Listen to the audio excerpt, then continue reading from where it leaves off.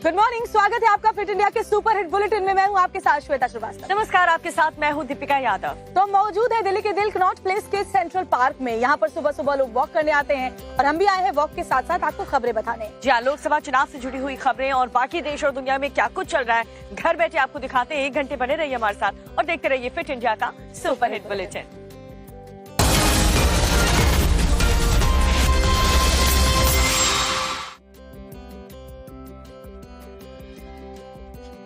तो पहले शुरुआत करेंगे लोकसभा चुनाव की, जिसमें तीसरे चरण को लेकर के सभी सियासी दलों ने पूरी ताकत चुनाव प्रचार में झोंक दी है।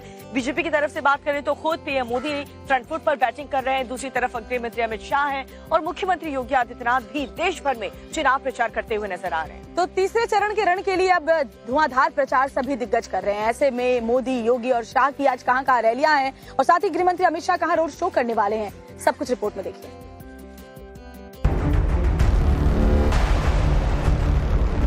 लोकसभा चुनाव के पहले चरण पूरे हो गए हैं। 190 सीटों पर उम्मीदवारों की किस्मत ईवीएम में कैद हो चुकी है। अब तीसरे चरण के लिए चुनाव प्रचार जोरों पर है। सभी सियासी दल वोटरों को लुभाने के लिए एड़ी चोटी का जोर लगा रहे हैं। बीजेपी की तरफ से खुद पीएम मोदी, गृह मंत्री अमित शाह और स्टार प्रचारक सीएम योगी और बीजेपी अध्यक्ष जेपी नड्डा ताबड़तोड़ चुनाव प्रचार कर रहे हैं। पीएम मोदी आज शाम 5 बजे महाराष्ट्र के कोल्हापुर और शाम 7 बजे गोवा में चुनावी जनसभा को संबोधित करेंगे। वहीं केंद्रीय गृह मंत्री अमित शाह आज सुबह 10:30 बजे गुजरात के राजकोट, दोपहर 1:30 बजे भरूच और दोपहर 3 बजे गोधरा में रैली करेंगे और शाम 4:30 बजे वडोदरा में गृह मंत्री अमित शाह का रोड शो होगा। वहीं यूपी में सीएम योगी ने प्रचार की कमान संभाल रखी है। आज दोपहर 1:30 बजे फिरोजाबाद में सीएम योगी जनसभा को संबोधित करेंगे। और बड़ी खबर आपको बता रहे हैं, शुक्रवार को बिहार के अररिया में प्रधानमंत्री नरेंद्र मोदी की रैली हुई, जहां इंडी गठबंधन पर जमकर उन्होंने हमला बोला। आपको दिखाएंगे और सुनाएंगे प्रधानमंत्री नरेंद्र मोदी ने क्या कुछ कहा। इंडी गठबंधन का मकसद अपनी तिजोरी भरना है और अररिया की रैली में इंडी गठबंधन पर जमकर बरसे पीएम मोदी। आपको भी सुनाते पीएम मोदी ने क्या कुछ कहा। और तीसरे कार्यकाल में आपके हित में, देश के हित में और ज्यादा बड़े फैसले देश लेने वाला है। इंडी गठबंधन वालों का मकसद है देश के लोगों से छीनना, उन्हें तरसा कर रखना और खुद की तिजोरी भरना। पास खेत खलिहान है तो नौकरी के बदले उसकी जमीन छीन लो। किसी पास नौकरी है तो तनख्वाह छीन लो। किसी के पास गाड़ी है तो गाड़ी छीन लो। कोई थोड़ा भी सामर्थ्यवान है तो उसका अपहरण करवा लो। यही जंगल राज के दिनों का हाल था। कर्नाटका में जितने भी मुसलमान समाज के लोग थे, कितने ही अमीर क्यों न हो, कितने ही पढ़े लिखे क्यों न हो, भले कोर्ट में जज बनकर के बैठे हो, कोई भी हो, रातों रात उन्होंने एक कागज पे थप्पा मार करके उनको ओबीसी बना दिया। सबको ओबीसी बना दिया। अब परिणाम क्या हुआ? जो ओबीसी समाज के लिए 27% आरक्षण था, उसका बहुत बड़ा हिस्सा इनके खाते में चला गया। और इस बीच एक और ब्रेकिंग न्यूज आपको बताने जा रहे हैं, जहां पर आज शाम 8 बजे कांग्रेस की तरफ से सीसी की बैठक बुलाई गई है और हो सकता है कि अमेठी और रायबरेली के उम्मीदवार को लेकर के फाइनल डिसीजन इस मीटिंग में ले लिया जाए। तो अमेठी रायबरेली सीट पर उम्मीदवार फाइनल किए जाएंगे। कांग्रेस प्रभारी अविनाश पांडे ने बयान दिया कि स्मृति ईरानी के लिए चुनाव कठिन होने जा रहा है अमेठी का इस बार, और ऐसे में देखना होगा कौन से वो 2 नाम हो सकते हैं जिन पर आज फाइनल मोहर सीईसी की बैठक में लग जाएगी। आज रात 8 बजे कांग्रेस सीईसी की अहम बैठक होने वाली है।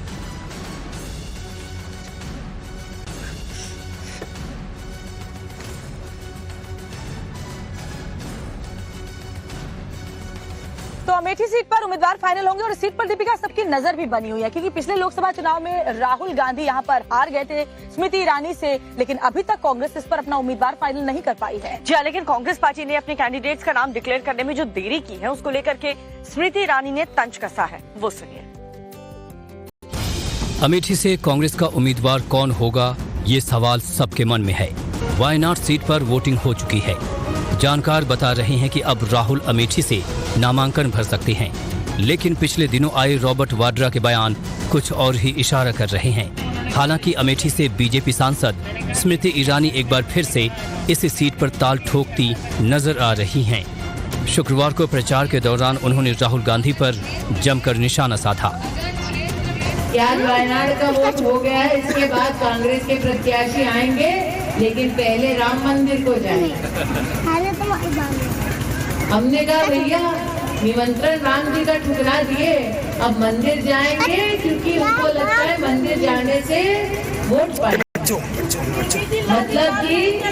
मतलब कि भगवान को भी धोखा देने जाएंगे। इसीलिए आज कहती हूँ कि जो इंसान को रिझाने के लिए भगवान से छल कर दे, वो हम सबका क्या खाक हो पाएगा। मैं तो कहती हूँ जो सच्चे मन से राम का नहीं, वो हमारे किसी राम का नहीं। इस दौरान स्मृति ईरानी ने राहुल के एक पुराने बयान को लेकर चुटकी भी ली। अब पिछले चुनाव में बोले थे मशीन ऐसी लाएंगे, आलू डालेंगे, सोना निकलेगा, गए थे ना। इस चुनाव में गए हैं फटाफट गरीबी हटाएंगे। अब कल अल्लाह 15 साल तो यही सांसद रहे, तब कहे फटाफट सारी गरीबी नहीं मिटा दी है। जब से हम कहें तब से फटाफट कमावत बोलना बंद कर दिया मटिया जी। लेकिन आएंगे, रिझाने आएंगे, तब हमको याद रखना है। किसानों के मुद्दे पर भी स्मृति ईरानी ने कांग्रेस को आड़े हाथों लिया। 6,000 रुपया अपनी खेती के लिए, किसान के खेत के लिए मोदी जी की किसान सम्मान निधि का मिलता है ना। यहाँ कांग्रेस का सांसद रहा 15 साल, उनकी क्षेत्र में सत्ता रही 50 साल, केंद्र में उनकी सरकार रही, प्रदेश में उनकी सरकार रही, लेकिन क्षेत्र के किसान को कभी भी बैंक के खाते में साल का 6,000 रुपया नहीं मिला। आपको बता दें कि अमेठी में 20 मई को मतदान होगा, जिसको लेकर स्मृति ईरानी नॉन स्टॉप प्रचार में जुटी हैं। हालांकि कांग्रेस की तरफ से अमेठी में उम्मीदवार कौन होगा, ये अभी तक तय नहीं हो पाया है।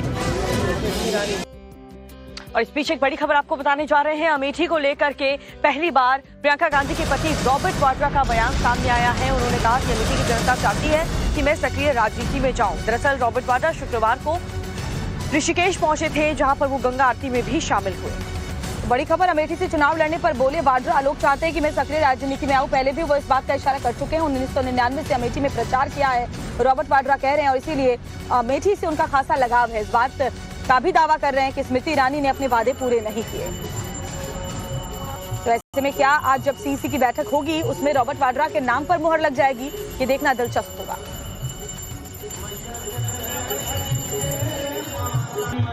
अमेठी वाले चाह रहे हैं कि रॉबर्ट वाड्रा यहाँ पर आए और जो पोस्टर लगे हैं उसके बारे में। देखिए, पूरे देश से पुकार है कि मैं सक्रिय राजनीति में आऊं, पर यह है क्योंकि मैं देश के लोगों के लिए हमेशा निकलता हूं, लोगों के बीच में रहता हूं। मैंने 1999 से वहां प्रचार किया, लोगों के बीच में रहा, और 2004 में भारी बहुमत से सोनिया जी को जिता के लाए।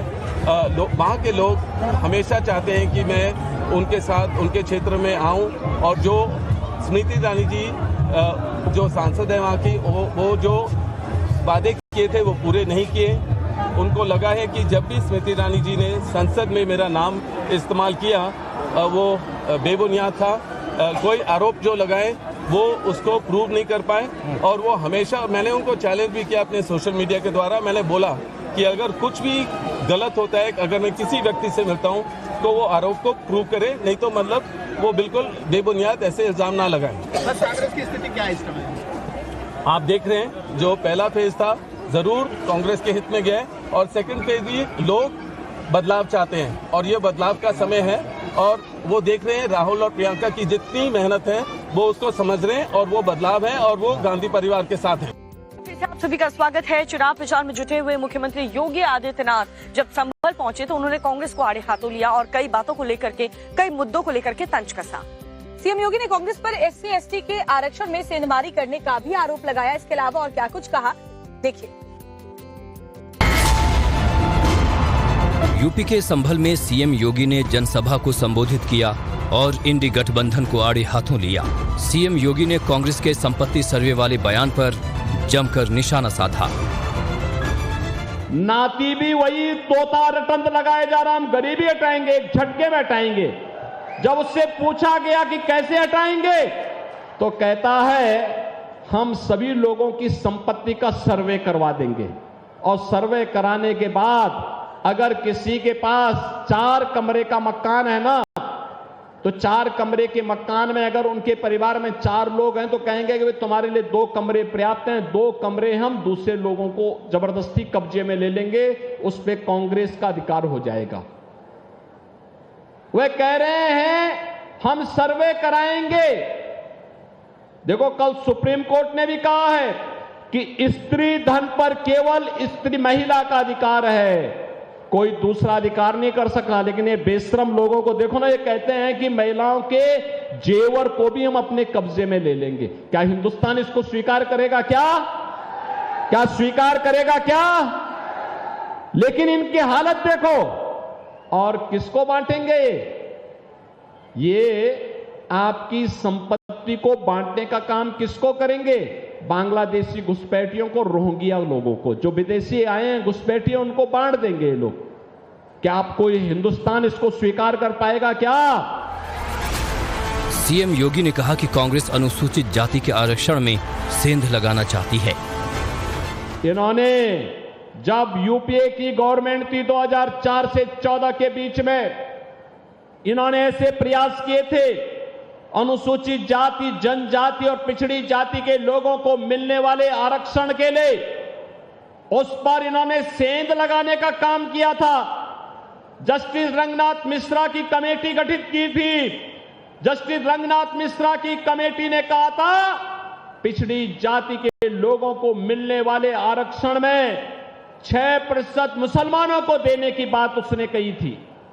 और ऐसे सच्चर कमेटी की रिपोर्ट में भी अनुसूचित जाति और जनजाति को मिलने वाले आरक्षण में भी इन्होंने सेंध लगा के जबरदस्ती मुसलमानों को घुसाने का प्रयास किया था। और बहनों और भाइयों, ये किसी से छुपा हुआ नहीं है, ये केवल इन्होंने रंगनाथ मिश्रा और सच्चर कमेटी के माध्यम से ही नहीं किया था। तत्कालीन प्रधानमंत्री डॉक्टर मनमोहन सिंह जी ने भी अपने एक भाषण में कहा था कि देश के संसाधनों पर पहला अधिकार मुसलमानों का है। कहा था ना, गरीब कहां जाएगा? अनुसूचित जाति, जनजाति और पिछड़ी जाति के लोग कहां जाएंगे? ये हिंदुस्तान के लोग कहां जाएंगे? लेकिन देश के विभाजन को फिर से आगे बढ़ाने के लिए कांग्रेस के द्वारा साजिश रची जा रही है, इंडी गठबंधन के द्वारा साजिश रची जा रही है। सीएम योगी ने आरोप लगाया कि कांग्रेस अल्पसंख्यकों को उनकी मनपसंद का खाना खाने की छूट देगी, जिससे गोकशी को बढ़ावा मिलेगा। कांग्रेस ने अपने घोषणा पत्र में 2 बातें और कही हैं। विरासत टैक्स के साथ साथ उन्होंने एक बात और कही है। उन्होंने कहा है अल्पसंख्यकों को उनकी पसंद की खाने की स्वतंत्रता देंगे, यानी वह गोकशी कराने का खुली छूट देंगे। क्या आप गोकशी को छूट देंगे क्या? अरे इन बेशरम लोगों को देखो ना, भारत की आस्था के साथ कैसे खिलवाड़ कर रहे हैं। कह रहे हैं उनको खुली छूट देंगे। अरे कैसे हो सकता है? जिस गाय को हम माता मानते हैं, जिसको हमारा शास्त्र कहता है कि गाओ विश्वस्य मातरम्, उस गौ माता को एक काटने के लिए देंगे कसाईयों को। क्या हिंदुस्तान इसको स्वीकार कर पाएगा क्या? संभल लोकसभा सीट पर 7 मई को मतदान होगा, लिहाजा सभी दलों की तरफ से प्रचार में एड़ी चोटी का जोर लगाया जा रहा है।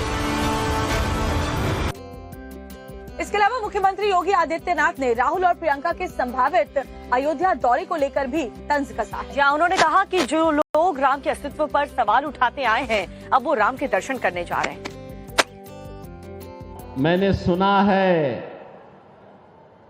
कि भाई और बहन दोनों अयोध्या दर्शन करने के लिए जाना चाहते हैं। जब इनकी सरकार थी तब कहते थे कि राम तो हुए ही नहीं। क्या कहते थे? राम हुए ही नहीं। और जब देश की जनता जनार्दन के संघर्ष के फलस्वरूप माननीय उच्चतम न्यायालय के फैसले के क्रम में मोदी जी के प्रयास से आपके एक एक वोट की कीमत ने अयोध्या में रामलला को फिर से विराजमान कर दिया है और मंदिर भव्य बन गया है। अब कहते हैं राम तो सबके हैं। देखो ना इनके दोहरे चरित्र को। पहले कहते थे राम हुए ही नहीं, अब कहते हैं राम तो सबके हैं। बहन और भाइयों, इन पे विश्वास मत करना, कभी विश्वास मत करना। लोकसभा चुनाव का प्रचार जोरों शोरों से चल रहा है और इसी सिलसिले में देखिए, गुजरात के वलसाड़ की बात करें तो वहां पर बीजेपी की जो कैंडिडेट हैं, उन्होंने डिजिटल प्रचार करने का एक अनोखा तरीका निकाला है। और आपको भी याद होगा दीपिका, हम भी बचपन में बहुत मारियो गेम खेलते थे और इस प्रत्याशी ने मारियो गेम को कैसे डिजिटल प्रचार का एक जरिया बनाया और उसके बाद लोगों को ये कितना भारा है, दिखाते इस रिपोर्ट में।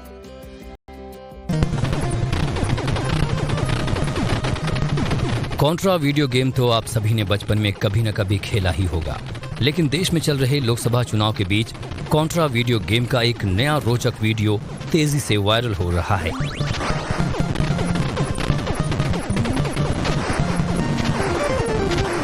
गेम में प्रधानमंत्री नरेंद्र मोदी और गुजरात की वलसाड़ सीट से बीजेपी उम्मीदवार धवल पटेल का चेहरा नजर आ रहा है। दोनों के हाथों में गोली है, जिससे वो गेम में दिखाई गए परेशानियों के बमों को खत्म करते हुए नजर आ रहे हैं। इतना ही नहीं, टीम में पीएम मोदी और धवल पटेल का चेहरा गेम में सभी कठिन और जटिल लेवल्स को पार कर अंत में जीत तक पहुंचता हुआ भी दिखाया गया है। अब की बार बीजेपी का ये कॉन्ट्रा गेम वलसाड़ में चर्चा का केंद्र बन गया है। सोशल मीडिया पर भी वीडियो को लेकर काफी चर्चा हो रही है। तो वहीं गुजरात बीजेपी ने इस वीडियो को डिजिटल प्रचार की तकनीक बता रही है। हालांकि ये पहली बार नहीं है जब वलसाड़ सीट से बीजेपी उम्मीदवार धवल पटेल का कोई ऐसा वीडियो वायरल हुआ हो। इससे पहले भी धवल पटेल का सुपर मारियो गेम का वीडियो वायरल हुआ था, जिसे भी पार्टी प्रचार के लिए इस्तेमाल किया गया था। अब की बार